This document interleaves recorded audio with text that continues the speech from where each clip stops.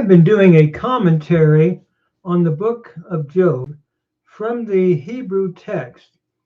And what I am doing is reading the Hebrew text with a translation and a running commentary, going pretty much verse by verse. We have been doing a lot of grammar as well, and we'll be doing some of that, but for the most part, it'll be a reading of the Hebrew with a translation and a commentary. So we begin, Vaya'an Bildad HaShuhi Vayomer. And then Bildad the Shuhite answered and said, let me just set the stage here. In chapter 18, Bildad gives his second speech. He is first of all indignant with Job for discounting the words of his so-called friends. This is going on in verses 1 to 4. He then restates his former thesis that calamity overtakes the wicked, verses 5 to 21. And so we pick up in verse 2. Ad anah tesimun kinsei lemilin. Tavinu v'achar nedaber. How long will you place snares for words? Consider, and afterward we will speak. Basically, what he is saying here, he begins, that is, Bildad begins by rebuking Job for seeking to use lofty words to explain what appears to him to be a faulty position. His words to Bildad are meaningless and irrelevant. So let Job be intelligent, and then discussion can begin, is his point. And then in verse 3, he continues, Madua nekshavnu kabehema nitminu be'enechem. Why or wherefore are we counted as beasts, and we are reputed as stupid in your eyes, or dull in your eyes? And so Bildad says now, he alludes to animals, to what Job has said. He asks why they, Job's comforters, should be considered dull or as dumb beasts in Job's eyes. Why is it, Job, that you have that kind of attitude and counting us in that way?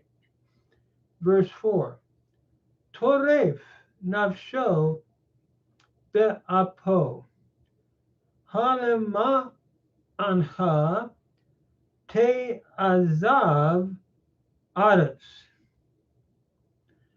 ve'yetak tsur mimekomo. You tear yourself, or you tear your soul, or the one literally who tears his soul in his anger, referring to Job.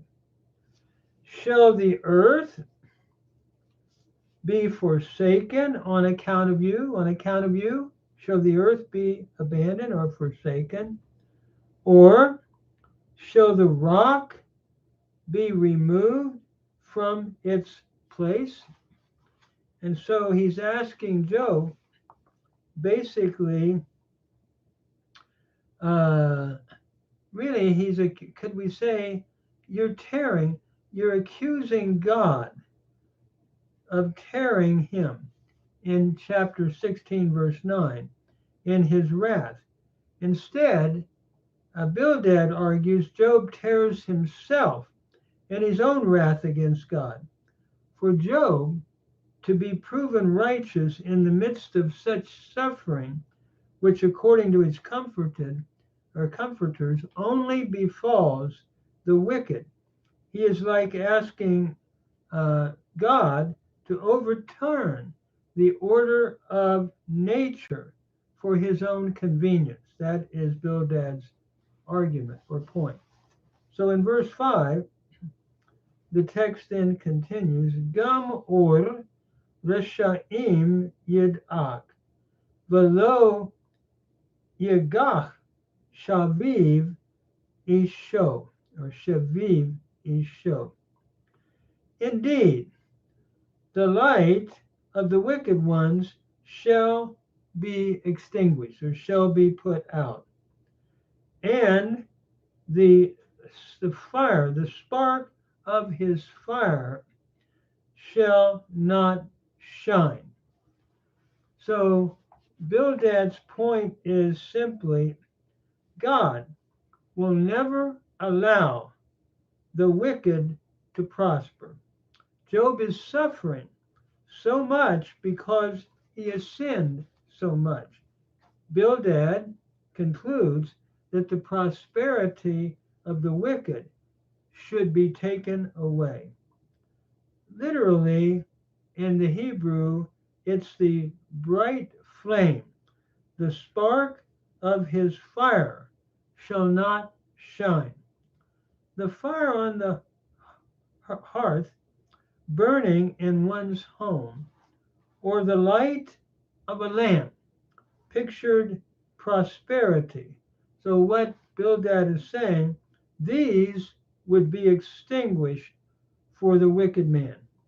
The implication is that since Job is not prospering, he must surely be a wicked man. And so we continue then in verse 6, as Bildad continues to talk about the fate of the wicked. Or chashak be'aholo v'nero alav yid'ak. The light shall be dark in his tent, or light shall be dark in his tent, and his lamp over him shall be put out, or shall be extinguished. A lamp fastened near the ceiling or roof would keep burning all night, so that the inhabitants of the house would be able to see if necessary. The houses that the wicked live in will not have such a light to guide them, is Bildad's point. Again, putting out this lamp was a symbol of utter desolation. And so in verse 7, he continues, Yetzeru sa'adei ono v'tashlichehu atzato. That is, the steps of his strength shall be restricted or made narrow, and his own counsel shall cause him to be cast down, or his own counsel shall cause to cast him down. And so in verse 7, a person's walk often tells the stable or the state of his health. If he has long strides and does not tire, he is normally seen to be in good health. If, on the other hand, his steps are short and he makes progress with difficulty, then he is in poor health. The wicked end up in this latter condition. there is a parallel text in Proverbs 4:12. His own evil counsel then brings him into such a state. This is his argument. And so in verses 8 to 11, snares and traps are waiting for the wicked at every step, is Bildad's continuing argument. So in verse 8, it reads, Ki shulach bereshet beraglav.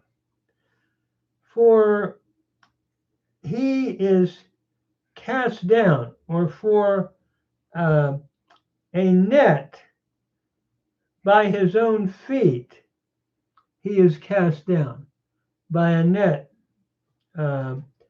by his own walk or his own feet.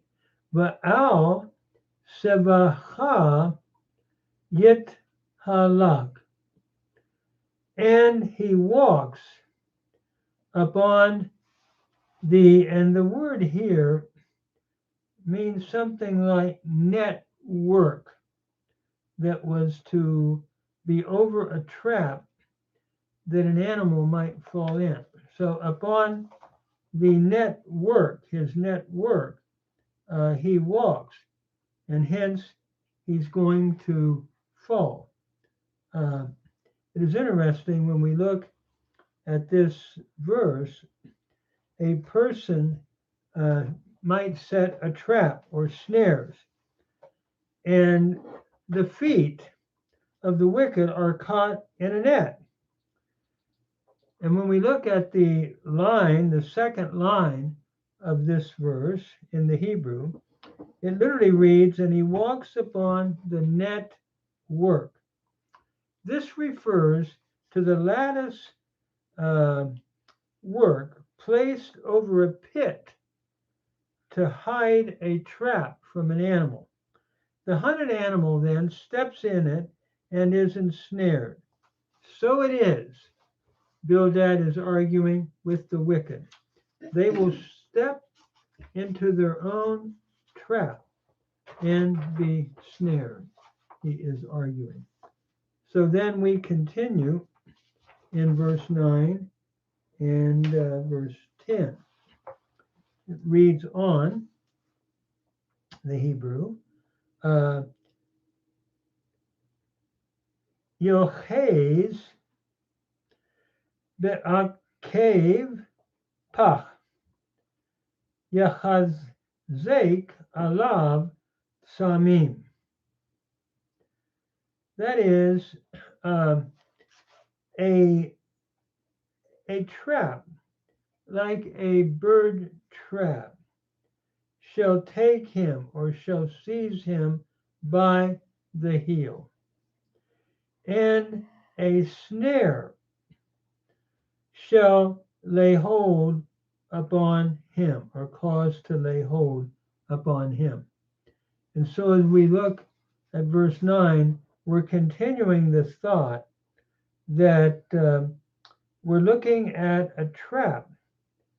And what it's saying is the feet of those that go astray are caught into such a trap, namely Job himself.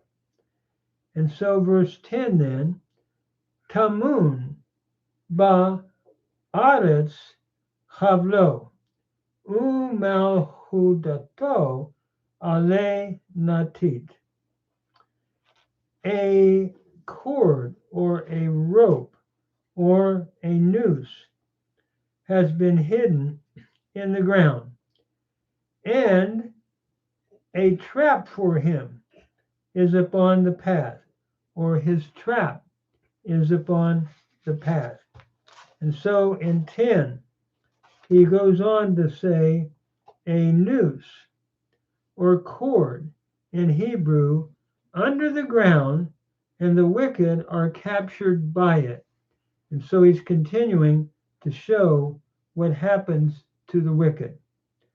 And as we read on in verse 11, Saviv ba'atuhu ba lahot, ve'efitzuhu leraglav.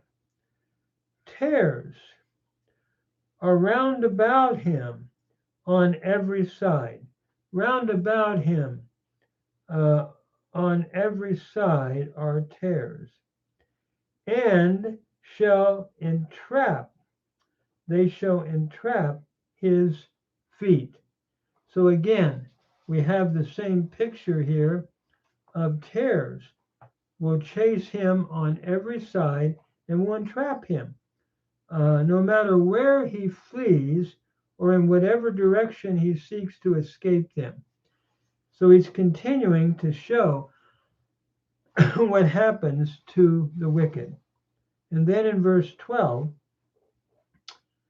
Yehi ra'ev ono, ve'ed nachon letzal'o. His trouble shall be famished, or I should say his strength shall be famished, and calamity shall be ready for his fall. And so the idea of his strength being famished, what he's really saying, it seems to me, is that trouble and calamity shall be hungry for their prey as they await the fall of the victim, to capture and to take away his strength. And calamity is ready to pounce on him, close by, ready to destroy him. It is waiting for his foot to slip. Another reference, cross-reference, might be Proverbs 1:27.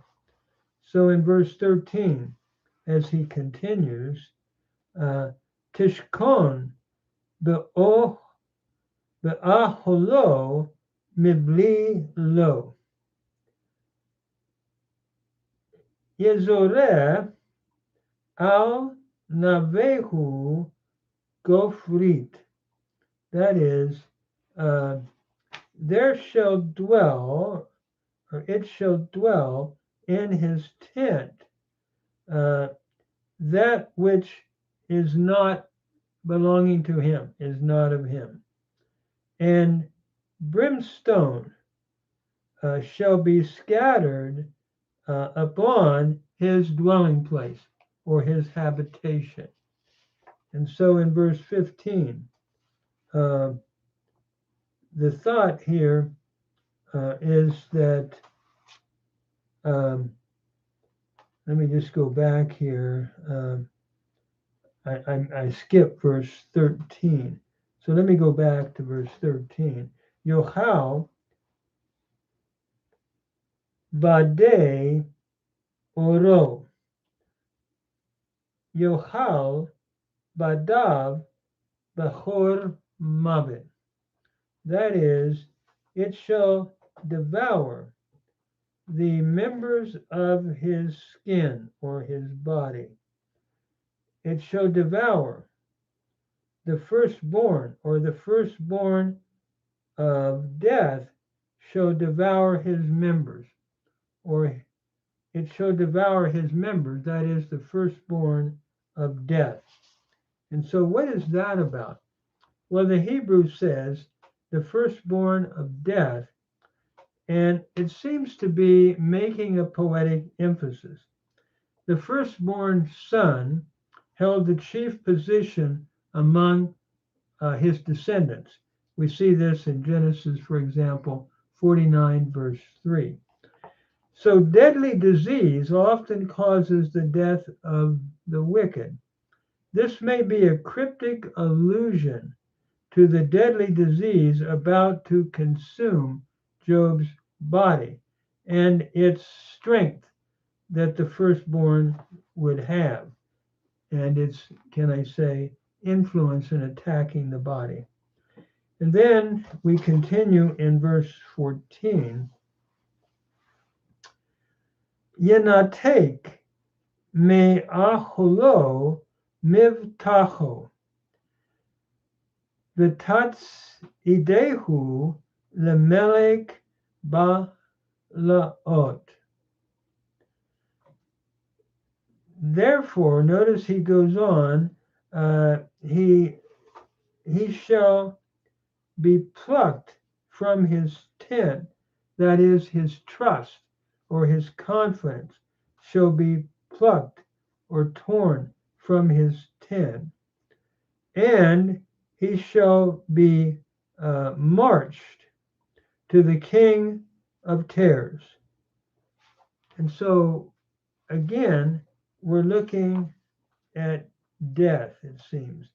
Everything he has placed his confidence in will be taken away from him. His wealth, his home, his family will be taken away. He will see them leave and will see himself sinking down fearfully into death. That is what I believe Bildad has Job in view as he's giving his case about the wicked. And the king of Tares here is a phrase that seems to be a personification of death, which suddenly overtakes the wicked. And then in verse 15, he continues his argument.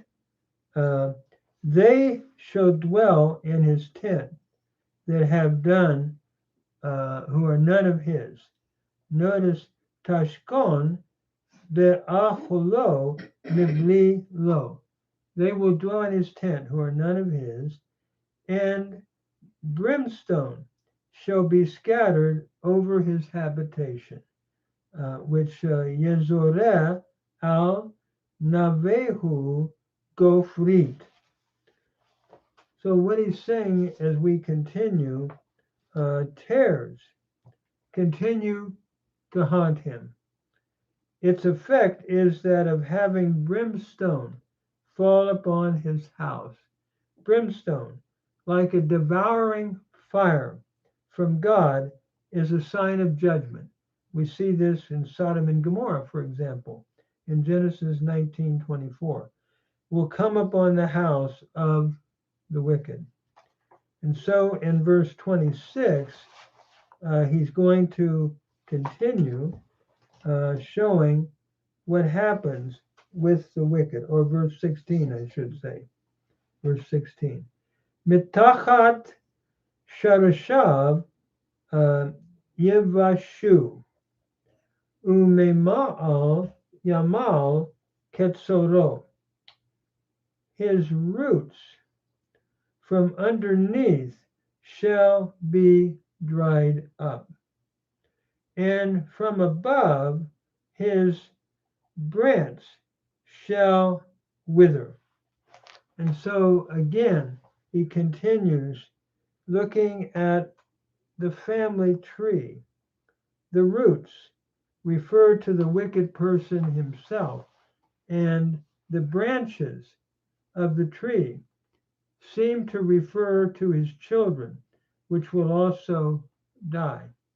The wicked man and his family will perish, seems to be Bildad's argument against Job's pleading for his innocency. You wouldn't want friends like Bildad, for sure. They certainly don't bring comfort. Then in verse 17, Zekro avad mini aretz, velo shem lo al penei chutz. His remembrance has perished, or shall perish from the earth. And I think we can understand this as a prophetic use of the perfect. His remembrance shall perish from the earth, and velo shem lo al penei chutz, and he shall have no name abroad. In other words, he is not going to be remembered whatsoever.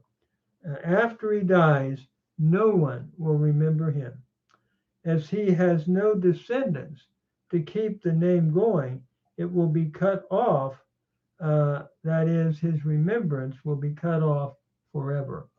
This seems to be the thought of Bildad in the passage here. Then in verse 18, he continues, it reads, he shall be driven, Yachdafuhu me'or el choshek, u mitevel yeniduhu. That is, he shall be driven from light unto darkness and chased out of the world. From the world he shall be chased out. And so he's continuing to say, this is an image, meaning that the wicked will pass from existence into non-existence, from life to death is Bildad's argument.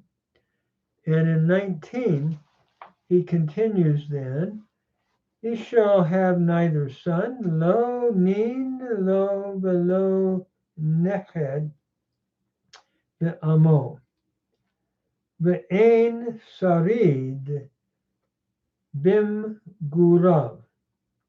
That is, he shall have no offspring and no progeny among his people, nor shall there be any remaining in his dwellings.